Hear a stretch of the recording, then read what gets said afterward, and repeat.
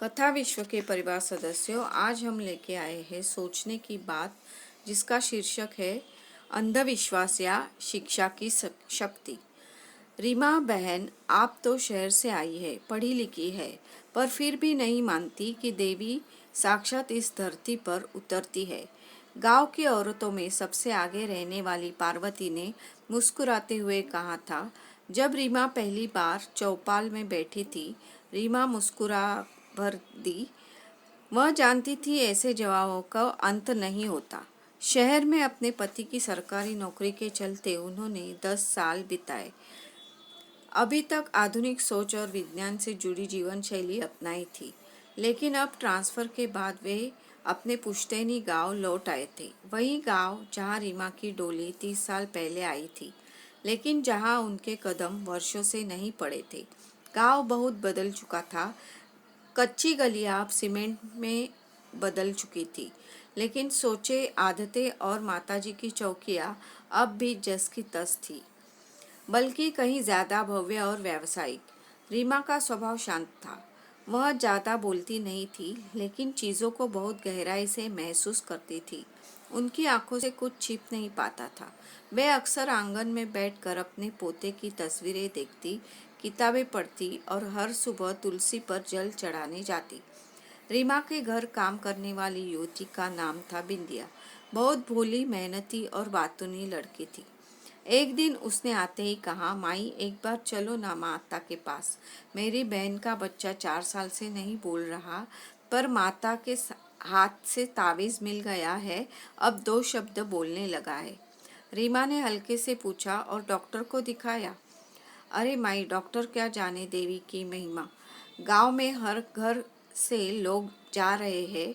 वो नई माता आई है ना, शांति माता, बस उसी की बात चल रही है।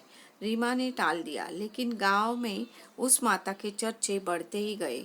जगह जगह पोस्टर, माइक, घोषणाएं और हर शनिवार चौकी लगती, जिसमें नाच, गाना, आरती और अंत में विशेष दर्शन के नाम पर भारी चढ़ावा लिया जाता। एक दिन बिंदिया रोती हुई बोली, माई, मेरी भाभी के पेट में बच्चा नहीं ठहरता। माता ने बताया कि किसी की बुरी नज़र लगी है। अब बड़ी पूजा रखी है, 10,000 खर्चे हो गए। वो लोग तो खेत तक गिरवी रखने को तैयार है। रीमा सन्न रह गई। धीरे धीरे वह देख रही थी कि गांव की महिलाओं में एक प्रकार की भय और भक्ति की मिलावट घुल रही थी, और इस अंधविश्वास का फायदा केवल कुछ गिने चुने लोग उठा रहे थे। वह खुद को रोक न सकी। एक शनिवार वह भी माता की चौकी में चली गई। साड़ी पहने, बालों में जूड़ा बांधे, आंखों में वही शांत समझदार लिए। चौकी में एक महिला मंच पर बैठी थी। गेरुआ वस्त्र, माथे पर विशाल तिलक, गले में रुद्राक्ष माला। माता के वक्त आने पर ढोल बजने लगे। कुछ औरतें कांपने लगी, कुछ रोने लगी। अचानक माता बोल उठी, देवी आई है, सबका संकट हरने आई है। रीमा मंच से दूर एक किनारे बैठी सब देख रही थी। माता ने कुछ महिलाओं को संतान सुख के लिए विशेष पूजा बताई। किसी को काल सर्प दोष और किसी को पिछले जन्म के पाप का हवाला देते हुए ताबीज दिए। हर समाधान की कीमत थी 5,000 से 50,000 तक। माता की सेवा में 2 व्यक्ति थे, राजेश और अजय। गांव में इन्हें भक्त कहा जाता था, लेकिन असल में वही सारा हिसाब किताब संभालते थे। अब तक रमा को अंदेशा होने लगा था कि यह सब कुछ बहुत योजनाबद्ध ढंग से हो रहा है। वह लौटी तो खुद को रोक नहीं सकी। उन्होंने बिंदिया से धीरे धीरे कहा, तुम एक काम करो, राजेश की बहन सविता से पूछो कि वो माता कैसे बनी। 2 दिन बाद बिंदिया लौटी तो हक्की बक्की थी। बोली, माई, बड़ी बात पता चली है। वो माता असली में शांति नाम की औरत है, जो पहले लुधियाना में किसी ड्रग्स केस में पकड़ी गई थी, जेल भी हुई थी, फिर किसी बाबा के आश्रम से छूटकर यहाँ आई और खुद को माता कहने लगी। राजेश और अजय उसी बाबा के चेले हैं। रीमा के पैरों तले जमीन खिसक गई, लेकिन उन्होंने ठान लिया था कि इस बार वे चुप नहीं बैठेगी।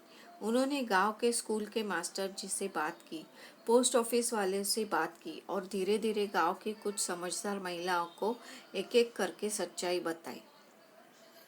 फिर एक दिन उन्होंने गुप्त रूप से एक लड़की को विशेष दर्शन में भेजा, जिसके पास एक छोटा सा रिकॉर्डर था।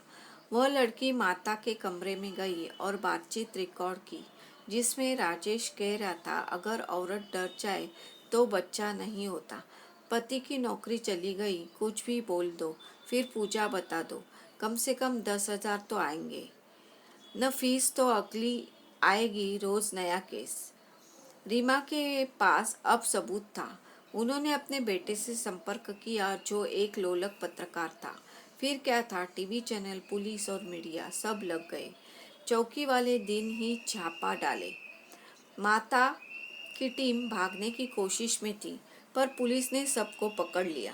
सारा गांव भौचक्का रहा, लेकिन सबसे ज्यादा हैरान थी वे महिलाएं जो उन्हें देवी समझती थी। कुछ दिन बाद जब गांव में फिर से चौपाल बैठी, पार्वती वही थी जिसने सबसे पहले पूछा था, रमा बहन आप तो पढ़ी लिखी है। इस बार वह बोली, बहन सच में पढ़ाई बहुत काम आई, नहीं तो हम सबके घर बिक चुके होते और हम कहते माता ने वरदान दिया है। रीमा मुस्कुरा दी। उन्होंने गहरी सांस ली, तुलसी पर जल चढ़ाया और मन ही मन कहा, ये सच्ची शक्ति तू मंदिर में नहीं समझ में बैसती है। दोस्तों, कैसी लगी अंधविश्वास और शिक्षा की शक्ति की कहानी? हमें कमेंट करके बताएं और चैनल को सब्सक्राइब करें, घंटी का बटन ज़रूर दबाएं ताकि ऐसी मज़ेदार कहानी आप तक पहुंच सके। धन्यवाद।